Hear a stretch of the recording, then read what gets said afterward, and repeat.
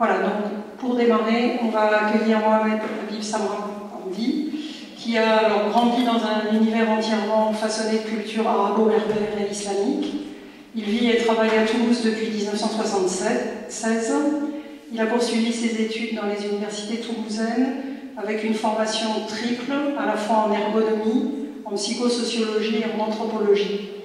Sa thèse de doctorat porte sur l'islam toulousain et les confréries initiatiques musulmanes soufis. Mohamed Habib est chef de projet des cultures du monde et dirige la revue universitaire Horizon Maghrébin, donc, qui est sur la table, c'est cette revue, qui est sur la table là de presse, et que vous pourrez trouver donc tout à l'heure à la fin des interventions, et qui est une publication fondée en 1984 par des universitaires des 3 pays du Maghreb, donc Algérie, Maroc et Tunisie. Bonjour. Je salue cette initiative de votre association. Il est la bienvenue dans un contexte marqué par la multiplication des violences, que ce soit en Amérique latine depuis 3 décennies, en Afrique noire et en Afrique du Nord. Les formes, les lieux, les catégories sociales, bref, la violence est à l'intérieur de la France, ce qui a donné lieu à des postures différentes que je vais vous commenter. Du point de vue d'une certaine partie de l'opinion publique française, cette violence se prépare depuis que l'intérieur du Maghreb est à l'intérieur de l'espace français. Pour d'autres, c'est déjà trop tard d'espérer éteindre le feu. La France est en guerre. Elle est inscrite dans une durée appréciable entre 5 à 10 ans. Pour les plus pessimistes, vous, et qui sont intentionnellement habités par une conception binaire qui consiste à dire, à soutenir qu'à la posture radicale de l'islam égale islamisme. Je me réfère à Éric Zemmour récemment. Il faut recourir désormais, selon lui, aux moyens les plus radicaux, c'est-à-dire libérer nos banlieues françaises par l'armée française et qui est actuellement entraînée par l'armée israélienne qui a montré ses preuves en combattant le terrorisme de Hamas. Les faits sont là. Le mal et le mal-être sont visibles. Que faire? Quoi faire? Donc, pour explorer les voies à prendre, je me propose d'apporter un regard de chercheur avec l'idée sous-jacente qui est la mienne, d'agir sur les fausses représentations relatives à la religion musulmane. Récemment, dans le dernier numéro de la revue Études, son rédacteur en chef, François Heuvet, dans son dernier numéro, il interpelle en septembre 2016 les intellectuels musulmans avec ces mots. Les responsables musulmans doivent s'interroger sur ce qui, dans leur tradition, constitue les conditions intellectuelles et spirituelles qui prédisposent à la violence. Fin de citation, page 5. Je commence par la conclusion. Bon, si je dépasse le temps, comme ça, vous aurez au moins ma conclusion. Il n'y a pas de communauté musulmane, ni planétaire, ni en France. Il n'y a pas de communauté musulmane unie pour quoi que ce soit, ni en France, ni à Toulouse. Lorsque j'ai mené mes enquêtes sur les 10 années passées, je suis tombé sur un espace très court entre l'arrêt du métro Mermoz et l'arrêt Fontaine-Lestan. Et entre ces deux arrêts, il y a deux associations musulmanes, leurs locaux distancés de 120 mètres, je l'ai mesuré, et ils s'ignorent. Et le chercheur que je suis, j'ai dévoilé leur existence à l'un et à l'autre. Les deux affirment que tant mieux que j'ignore mon voisin, parce que chez eux, la prière est illicite. Donc, illicite. Il n'est pas béni par le Seigneur. Et réciproquement. Il s'ignore et les autres ont dit le même. Je peux multiplier les exemples pour vous dire que la diversité dans le monde musulman est la constante depuis la naissance du premier islam. Ça, c'est un premier point. Le deuxième point important, c'est de voir comment et pourquoi en France cette peur de l'islam est-elle justifiée? Existe-t-il, comme je viens de le dire, une prétendue communauté menaçante? D'où vient la violence djihadiste? Je prends peut-être la parole devant les Français à part entière, et je parle en tant que Français entièrement à part. Cependant, il y a un paradoxe dans la société française, c'est que nous sommes historiquement le pays sous l'Empire français numériquement musulman. Il y a beaucoup de gens qui ne le savent pas. Sous l'Empire français, numériquement, l'Empire français était numériquement musulman.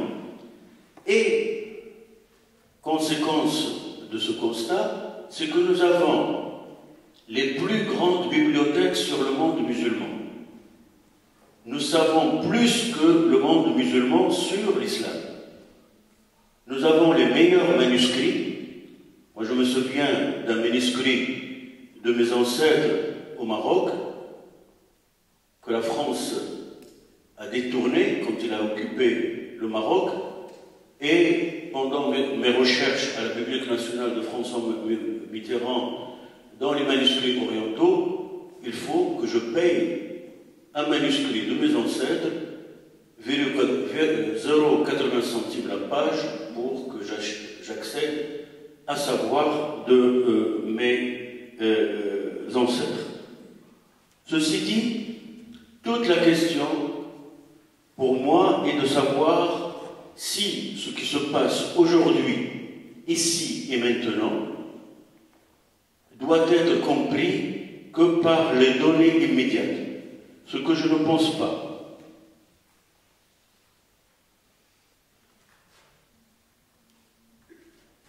Je partage les thèses d'Olivier Roy, spécialiste de l'islam, qui présente une vision optimiste sur l'avenir.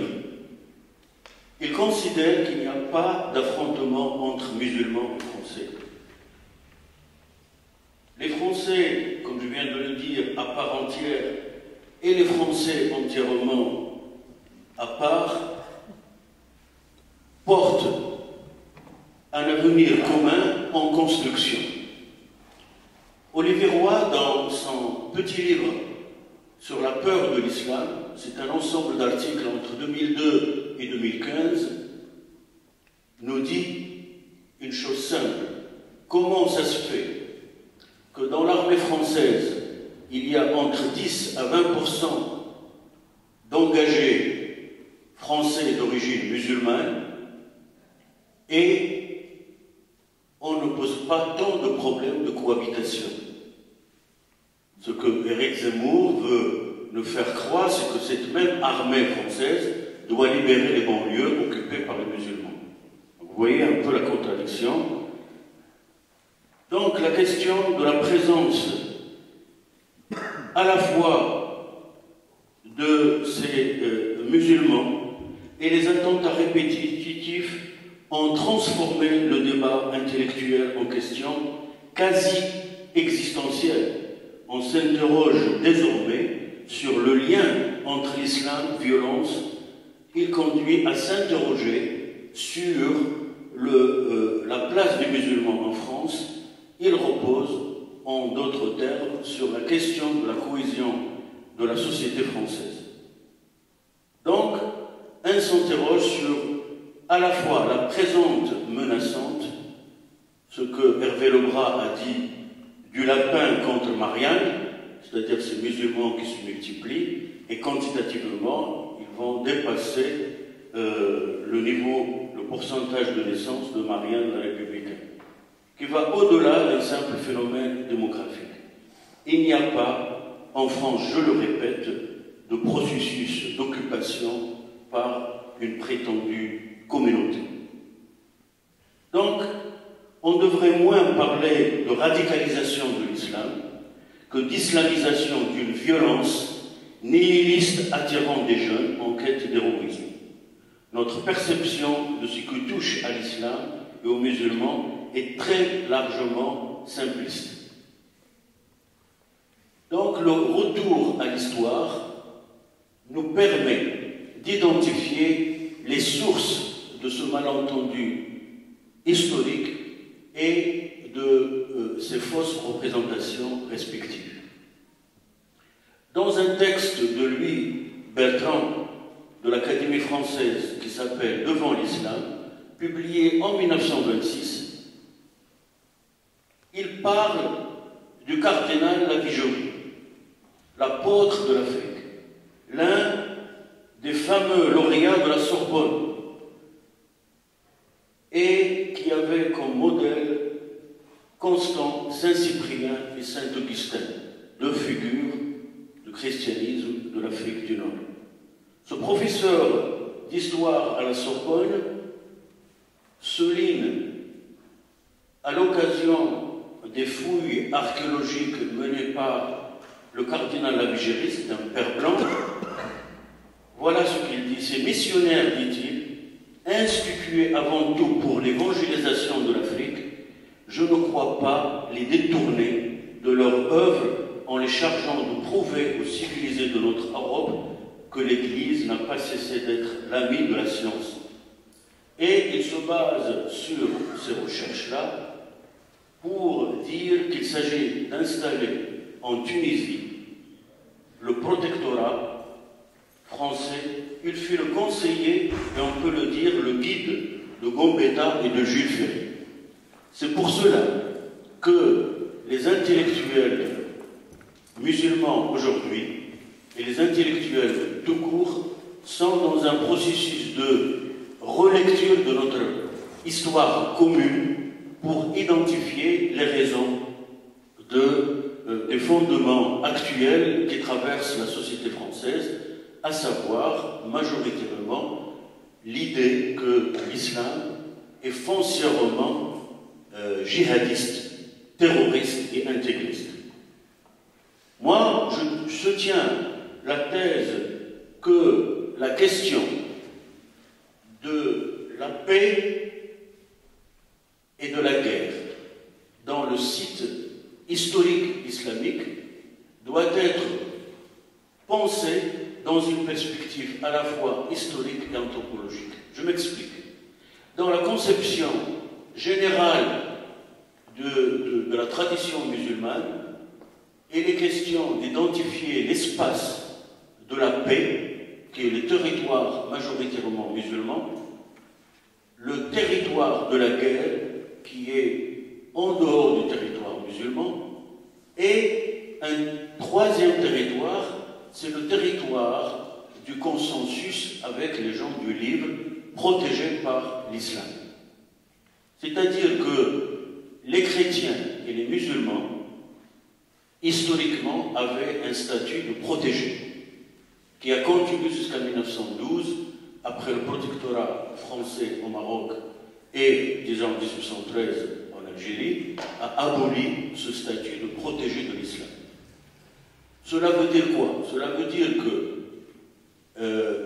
dans la tradition islamique héritée de l'Empire byzantin, il faut protéger les minorités.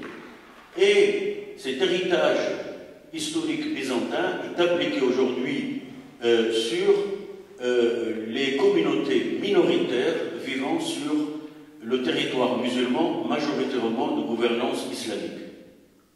Ce point est très important qui montre et qui nous dit pourquoi l'attitude sous le gouvernement de Vichy du roi Mohammed V a été courageuse et dictée par ce principe de droit musulman.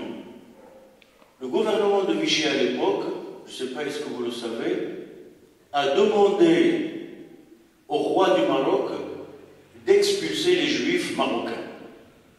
Le roi du Maroc a refusé l'expulsion quand même de 260 000 juifs pour les camps de concentration et les camps de la mort, et il répond au gouvernement de Vichy que je refuse parce que ce sont mes protégés, les protégés du commandeur des Kawaïens. Et deuxième chose, si vous insistez parce que vous avez le rapport de force, préparez à côté du nombre des étoiles que vous voulez afficher sur les juifs pour les expulser du Maroc, préparez une centaine d'étoiles pour ma famille royale. Je partirai dans les camps de concentration avec eux. Ce qui a valu, comme vous le savez, le statut de compagnon de la libération à Mohammed V au temps de De Gaulle. Et l'Institut du monde arabe, la place où il est situé l'Institut du monde arabe, porte la place de Mohammed V. Pourquoi je cite un exemple parmi d'autres? C'est pour dire que dans la tradition musulmane, la question du retard que nous vivons en termes de modernité se situe sur la remise en cause de l'interprétation exclusive du texte coranique et des traditions prophétiques. Il y a des espoirs. Aujourd'hui, nous commençons à comprendre la diversité des musulmans en France. Moi-même, dans ma thèse que j'ai soutenue en novembre dernier, j'ai dévoilé qu'à Toulouse, il y a 5 grandes institutions musulmanes qui datent, l'une d'elles date depuis le XIIIe siècle et qui est installée ici depuis 1914, depuis la Première Guerre mondiale. Et ce sont des musulmans qui ne fréquentent jamais la mosquée et qui ont un rituel de prière en permanence. Paix du Seigneur, prière pour Abraham, prière pour Moïse, prière pour Jésus et prière pour le successeur des textes bibliques, le prophète Mohammed, jusqu'à la fin des temps, au nombre des écumes jetées par les mers, au nombre du grain de sable, etc. Un texte poétique qui date du XVIe siècle et qui est perpétué depuis le XVIe siècle jusqu'à aujourd'hui. Ça, c'est des éléments constants qui montrent parfaitement que l'islam n'est pas monolithique et n'est pas à réduire à ce que nous avons vécu ces derniers temps. Donc, pour cela, je considère que la reconnaissance des fausses représentations que nous traversons aujourd'hui, parce que nous sommes en période de forte tension et de postures terroristes sur les territoires européens, ne doit pas nous éloigner de la réalité qui est la nôtre. C'est celle de revenir sur les moments les plus forts dans l'histoire et qui nous ont permis d'avancer dans le dialogue. exemple récent. En 1952, et je termine là-dessus comme exemple, octobre 52, 21 moines bénédictins de Dournes, de la Montagne Noire, en Calcate, ont été appelés par l'évêque de Rabat pour faire un essaimage de leur monastère au Maroc. Cette expérience a duré de 1952 jusqu'à 1967-68. Avec mai 68, les moines ont considéré que les enjeux de l'avenir du christianisme se jouent sur le territoire français et pas au Maroc. Ils sont rentrés, et une partie d'eux ont essaimé en Afrique, à Bouaké notamment. Donc dans cet espace, il s'est passé des choses très importantes pour l'histoire des dialogues des religions. Et je vous parle de 52, 53, 54, 56, 57, etc. C'est-à-dire les conditions de la préparation de Vatican II, qui a ouvert ces discussions en 1959 et qui s'est achevé en octobre 1965, ces moines-là ont mené un travail de dialogue interreligieux et de paix à une période capitale dans l'histoire franco-maghrébine, que vous savez bien, c'est qu'en 1954, sur le début de la guerre en Algérie, deux phénomènes importants, c'est le seul lieu pour les intellectuels français et les intellectuels algériens qui refusent la guerre et qui ont maintenu le dialogue chez les moines bénédictins à Toumliville au Maroc. Deuxième lieu de dialogue et de résistance non violente et de refus de la guerre, c'est en 1954, le professeur Louis Massignon du Collège de France a fondé un pèlerinage islamo-chrétien en Bretagne, à Vieux-Marché. Ce pèlerinage islamo-chrétien consiste à faire venir ces étudiants, travailleurs ouvriers dans les banlieues parisiens pour venir prier ensemble le 3e dimanche du mois de juillet depuis 1954. Et ça dure jusqu'à aujourd'hui. Beaucoup de gens ne le savent pas.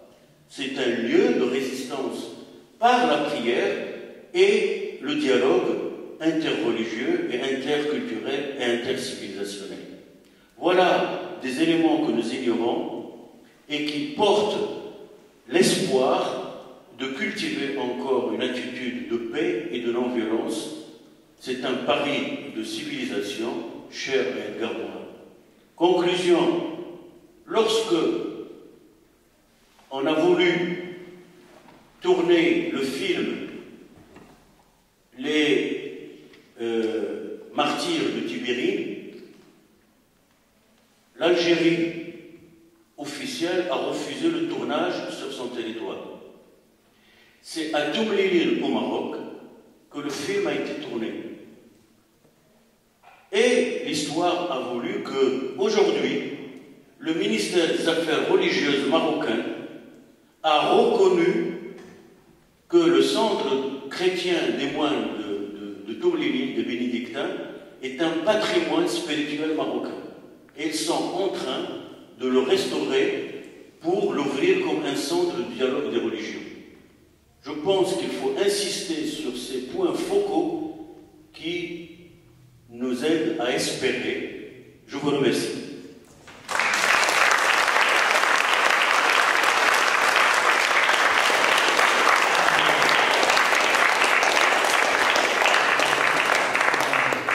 Merci. Peut-être quelques questions dans la salle pour compléter le propos, qu'on puisse solliciter. Allez, j'arrive.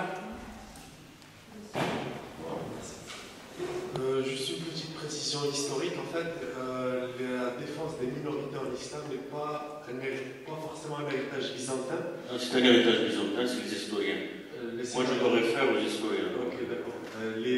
Parce que l'empereur de Byzance empêchait les juifs notamment de prier en Palestine, Et c'est quand le deuxième calife de l'islam est arrivé en Palestine qu'il a permis aux Juifs de revenir prier à Jérusalem, en fait. Donc, c'est pas forcément un héritage que byzantin, c'est aussi un héritage spirituel de la religion musulmane de défendre les minorités religieuses. Voilà, c'était juste un petit point sur l'histoire que je voulais préciser. C'était pas forcément, les byzantins n'étaient pas forcément à fond sur la défense des minorités, notamment celle des Juifs. Voilà. Non, mais il l'était, madame. Donc, je vous envoie au travail de notre professeur et maître Alfred Mourabia, professeur à l'université, fondateur du département d'arabe à l'université. Et Mourabia était un juif d'Alexandrie, du Parti communiste égyptien, et qui a fait son agrégation d'arabe, et après sa thèse sur le concept de la guerre sainte, du djihad, de la naissance de l'islam, à Al-Ghazali en 1111. Et c'est une thèse que nous avons publiée à Albin Michel, et vous pouvez la réviser. Il y a des références sur cette lignée de tradition, de gestion des minorités sous l'Empire byzantin, et qui a été renforcée sous le deuxième calife de l'islam, Omar. Mais ce n'est pas une contradiction.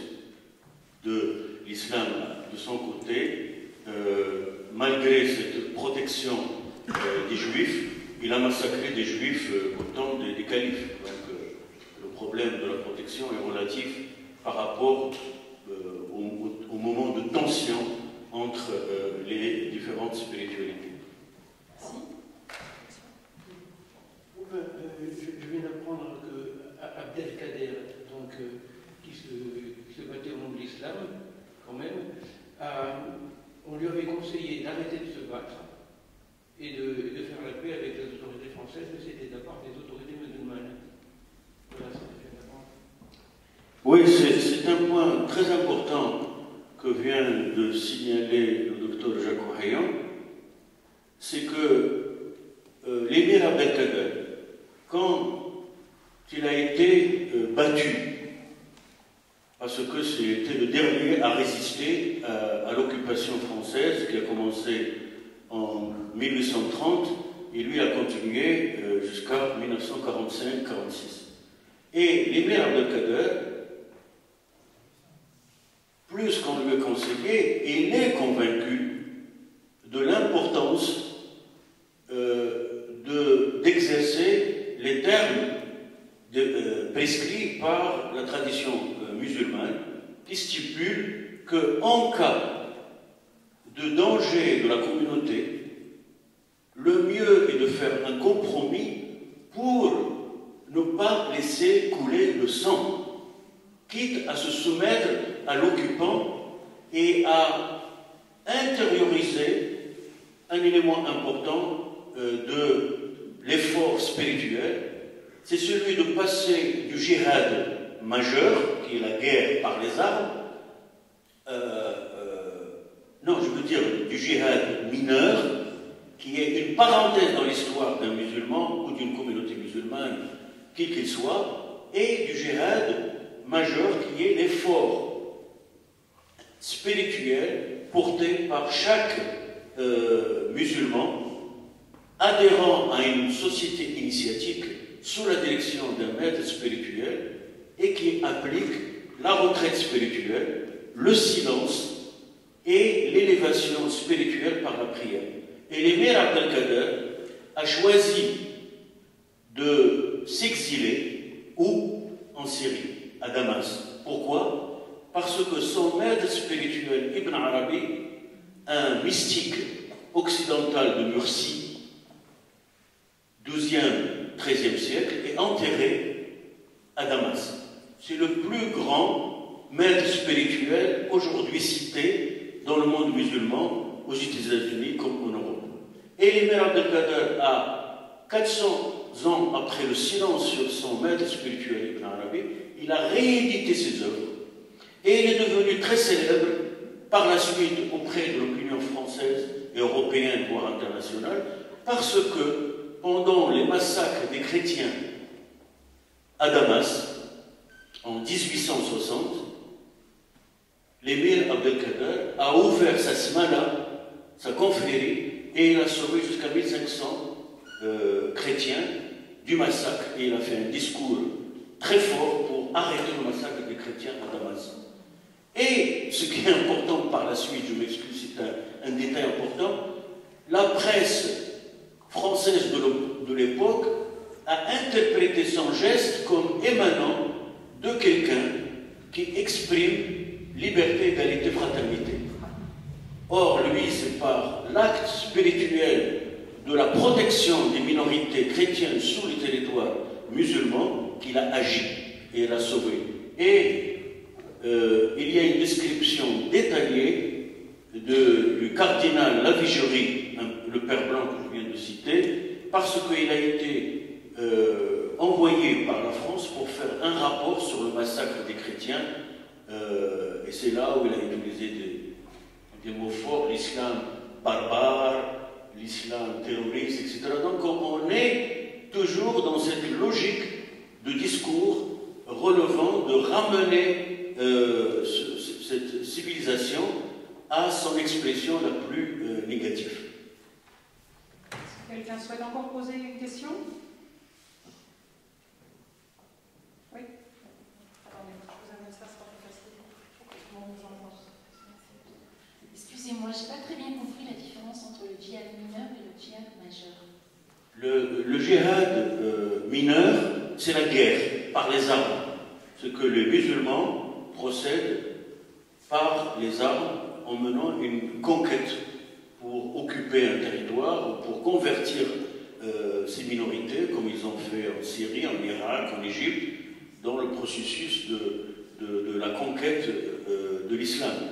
Ça, on l'appelle le djihad al-asghar, le djihad mineur, qui est une parenthèse courte dans l'histoire de l'islam par rapport au moment de paisibilité, d'apaisement, de mener un travail sur ça. Et il y a le djihad majeur, qui est le plus difficile, c'est-à-dire mener une bataille contre soi-même pour se tenir. Donc, pour cela, on ne peut pas le faire tout seul, on a besoin d'un maître spirituel.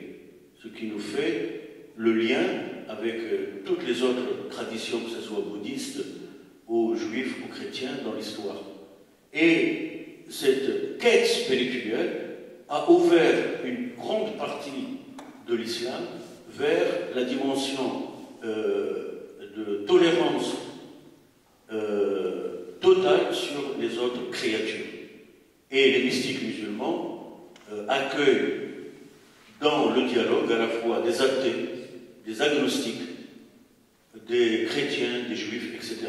Et ça, c'est une attitude qui se travaille de l'intérieur sous la direction d'un maître spirituel.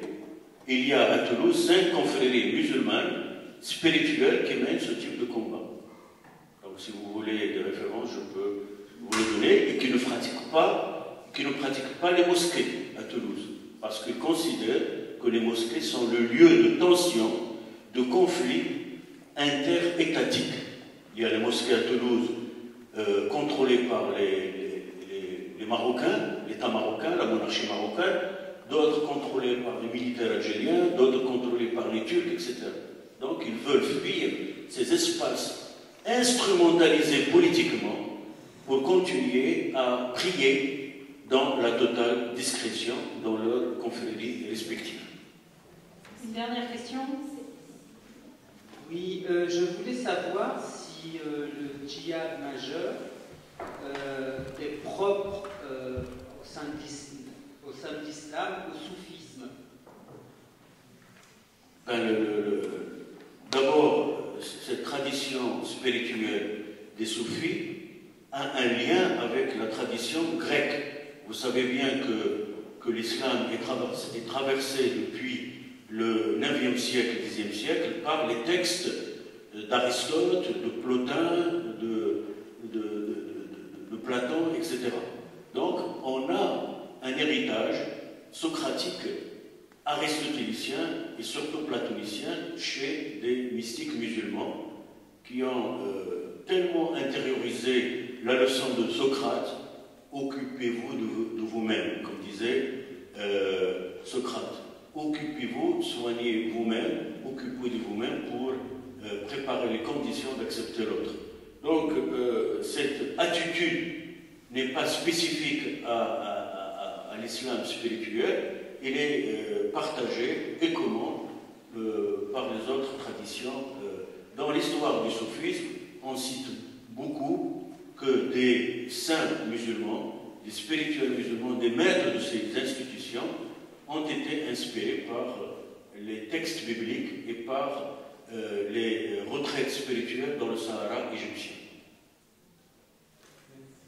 Merci Habib, merci pour votre intervention.